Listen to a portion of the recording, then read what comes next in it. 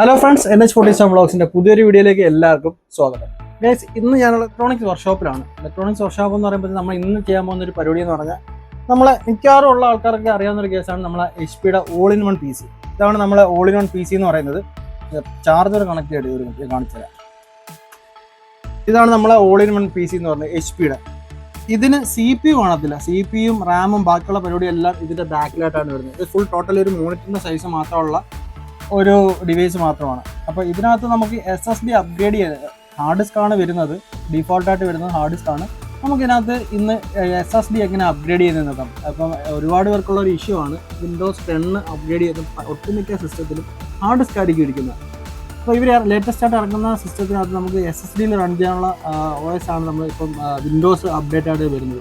അപ്പോൾ അങ്ങനെ വരുമ്പോഴത്തേക്കും സിസ്റ്റത്തിന് ഒരുപാട് സ്ലോ കാര്യങ്ങളൊക്കെ വരും. അപ്പോൾ നമുക്ക് അങ്ങനെ വന്നൊരു സിസ്റ്റമാണ് ഇത്. നമ്മൾ HP-യുടെ ഓൾ ഇൻ വൺ PC ആണ്. അപ്പോൾ ഇതെങ്ങനെ റിമൂവ് ചെയ്യുന്നതെന്ന്, ഇതിൻ്റെ ബാക്കിൽ എങ്ങനെ ഇതിൻ്റെ സെറ്റിങ്ങുകളും കാര്യങ്ങളൊക്കെ ഇരിക്കുന്നത്, എന്തൊക്കെ ലോക്കുകളാണ് ഇതിന് വരുന്നതെന്നും അത് കണക്ക് തന്നെ ഹാർഡ് ഡിസ്ക് മാറ്റി SSD അപ്ഗ്രേഡ് ചെയ്യുന്ന ചെറിയൊരു ഷോർട്ട് വീഡിയോ ആയിട്ടാണ് ഞാൻ നിങ്ങളുടെ മുമ്പിൽ എത്തിയിരിക്കുന്നത്. അപ്പോൾ ഒരിക്കൽ കൂടി വീഡിയോയിലേക്ക് എല്ലാവർക്കും സ്വാഗതം. നമുക്ക് ആദ്യമായിട്ട് ഇതിന് താഴത്തെ 2 സ്ക്രൂ വരുന്നുണ്ട്. നമ്മൾ ഈ സ്റ്റാൻഡിൻ്റെ താഴെയായിട്ടുള്ള 2 വലിയ സ്ക്രൂ വരുന്നുണ്ട്. അത് നമുക്ക് റിമൂവ് ചെയ്യാം ആദ്യമായിട്ട്. അതാണ് ഫസ്റ്റ് സ്റ്റെപ്പ് എന്ന് പറയുന്നത്. ഇതിപ്പം ഓൾ ഇൻ വൺ ആയതുകൊണ്ട് എല്ലാവർക്കും വലിയ പേടിയായിരിക്കും. നോക്കി ചെയ്താൽ മതി, അത് വേറെ പ്രശ്നമൊന്നുമില്ല, നമുക്ക് നോക്കി ചെയ്താൽ മതി. അപ്പോൾ ആദ്യമായിട്ട് അതിൻ്റെ താഴത്തെ 2 സ്ക്രൂ നമ്മൾ റിമൂവ് ചെയ്തു. ഇനി നമുക്ക് ഇതിനകത്ത് ഒരു സ്ക്രൂ ഉണ്ട് അതിൻ്റെ സെൻട്രലായിട്ട്, അത് നമുക്ക് റിമൂവ് ചെയ്യേണ്ട ആവശ്യമുണ്ട്. അപ്പോൾ അതും നമ്മൾ പതുക്കെ റിമൂവ് ചെയ്യുകയാണ്. നമ്മളങ്ങനെ ആ ഫ്രണ്ടിലത്തെ ആ സ്ക്രൂ ഇവിടുത്തെ ഇളക്കിയിട്ടുണ്ട്. അതിനുശേഷം ഇന്ന് വരുന്നത് ലോക്കിംഗ് സിസ്റ്റമാണ് ഇപ്പോൾ വരുന്നത്. അപ്പോൾ നമ്മൾ ഈ ഒരു ട്യൂസർ വെച്ചിട്ട് അതൊക്കെ ലോക്ക് ഇങ്ങനെ പൊട്ടിച്ച് ഈ 4 സൈഡിലും ഇങ്ങനെയുള്ള ലോക്കുകൾ വരും.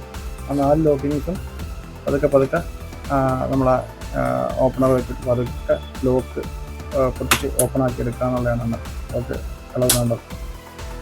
ശ്രദ്ധിച്ച് ചെയ്യുക, ഡിസ്പ്ലേയിലോട്ട് ഇത് കയറാതെ സമാധാനത്തിൽ പതുക്കെ പൊട്ടിച്ച് ലോക്ക് ഇങ്ങനെ ഓപ്പൺ ആക്കി പൊട്ടിക്കുക എന്ന് പറഞ്ഞത് ഓപ്പൺ ആക്കി എടുക്കുന്നതാണ്, അല്ല ലോക്ക് പൊട്ടിച്ച് കളയുന്നതല്ല.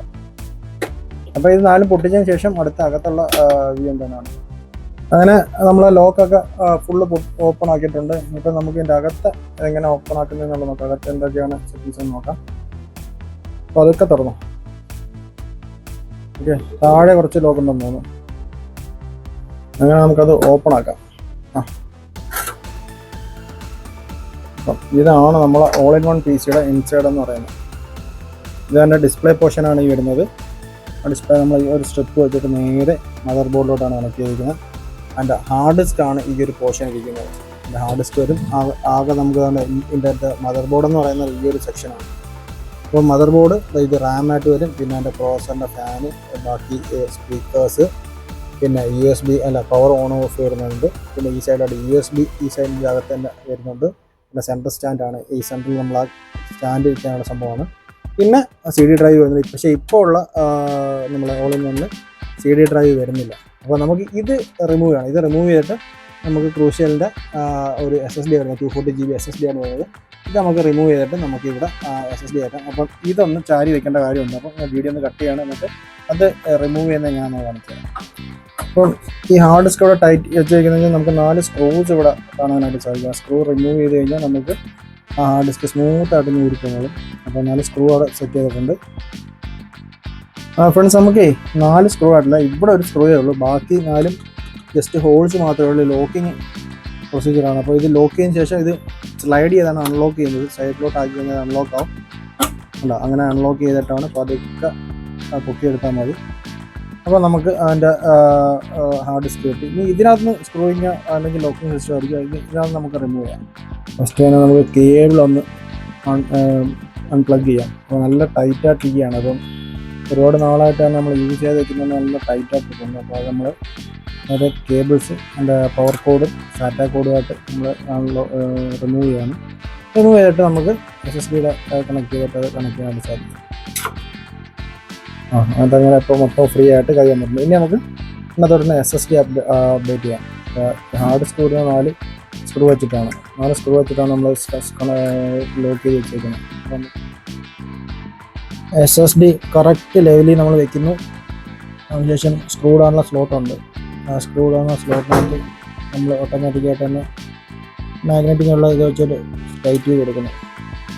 അത് ഓട്ടോമാറ്റിക്കായിട്ട് തന്നെ നമുക്ക് സെറ്റ് ആയിക്കോളും. അതിൻ്റെ സ്ക്രൂവും നല്ല ഹോൾസും കാര്യങ്ങളൊക്കെ സെയിം ഹാർഡ് ഡിസ്കിനൊക്കെ തന്നെ വരുന്നത്. നമ്മൾ നോർമലി അത് കണക്ട് ചെയ്ത് കൊടുക്കുന്നത് ഓട്ടോമാറ്റിക്കായിട്ട് തന്നെ സെറ്റാവും. വേറെ പ്രത്യേകിച്ച് അതിനകത്ത് മാറ്റാനെടുക്കാനൊന്നുമില്ല. ഫ്രണ്ട്സ്, അപ്പോൾ ഇതിനകത്ത് വന്ന വേറെ ഡിഫിക്കൽട്ടി എന്ന് പറഞ്ഞാൽ ഹാർഡ് ഡിസ്കാണ് നമുക്ക് ഈ സൈഡിൽ നിന്ന് നമുക്ക് സ്ക്രൂ ചെയ്യാൻ പറ്റത്തില്ല. നമ്മൾ മേളിൽ നിന്ന് അങ്ങനെ 2 സ്ക്രൂ ഇട്ട് അഡ്ജസ്റ്റ് ചെയ്തിരിക്കുന്നത്. കോർണർ ടു കോർണർ 2 സ്ക്രൂ ഉണ്ട്. ഇവിടെ ഒരു സ്ക്രൂ, അപ്പുറത്തെ ഒരു സ്ക്രൂ ഇട്ട് അഡ്ജസ്റ്റ് ചെയ്തിരിക്കുകയാണ്. അപ്പം ഇത്രയും സൈസിനകത്താണ് നമ്മൾ ഹാർഡ് ഡിസ്ക് ഫില്ലായിട്ടിരിക്കുന്നത്. അതിനാണ് നമ്മൾ നേരെ SSD മാറ്റിയത്. ഇനി ജസ്റ്റ് ഇതിനെ തന്നെ നമ്മൾ ഈ ഒരു ലോക്കിനെ തന്നെ നമ്മൾ ഇതിനകത്തോട്ട് ജസ്റ്റ് ഇൻസേർട്ട് ചെയ്ത് കൊടുക്കുന്നു. അതിൻ്റെ കേബിളും പവർ കോഡും അതിൻ്റെ സാറ്റയുടെ കോഡും പവർ കോഡും ഡാറ്റ കേബിളും കൂടെ വരുന്ന ആ ഒരു ഇതായിട്ട് വരുന്നത് നമ്മളതിനകത്ത് ഇൻസേർട്ട് ചെയ്ത് കൊടുക്കുന്നു. ജസ്റ്റ് പ്രസ് ചെയ്തിട്ട് കൊടുക്കുന്നു. അതിനുശേഷം ആ നേരത്തെ കാണിച്ച തന്നെ ലോക്കിംഗ് സിസ്റ്റം ഉണ്ടല്ലോ, അതിനകത്തോട്ട് ലോക്ക് ചെയ്യുന്നു. പിന്നെ നമുക്കത് ഇവിടെ ഒരു സിംഗിൾ സ്ക്രൂ വരുന്നുണ്ട്. ആ ഒരു സ്ക്രൂ ഇട്ട് ടൈറ്റ് ചെയ്യുന്നു.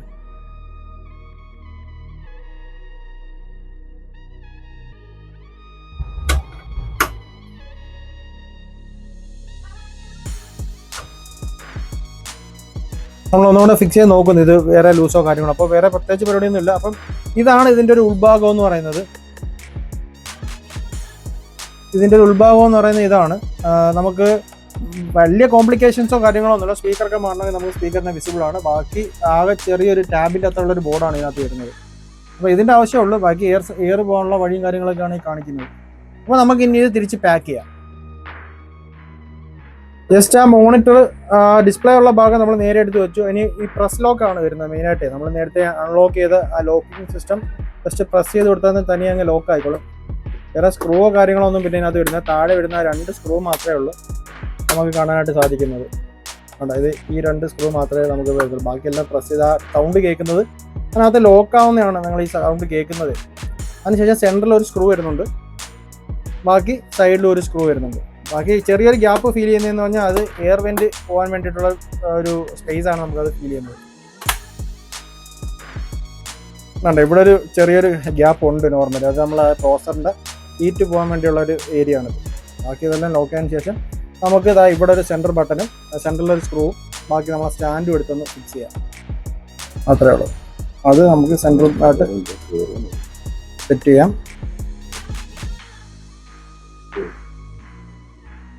അത് സെറ്റ് ചെയ്തു. ഇനി നമ്മൾ ഈ സ്റ്റാൻഡ് സെറ്റ് ചെയ്യാനുണ്ട്. ഈ 2 സ്ക്രൂ ഇവിടെ സ്റ്റാൻഡും ഇതുമായിട്ട് വരും. സ്റ്റാൻഡിൻ്റെ സ്ക്രൂ വലുതാണ്, അതിൽ തന്നെ ഇരിപ്പുണ്ട്. ആ കറക്റ്റ് സ്ലോട്ടിലിട്ട് കൊടുക്കുക.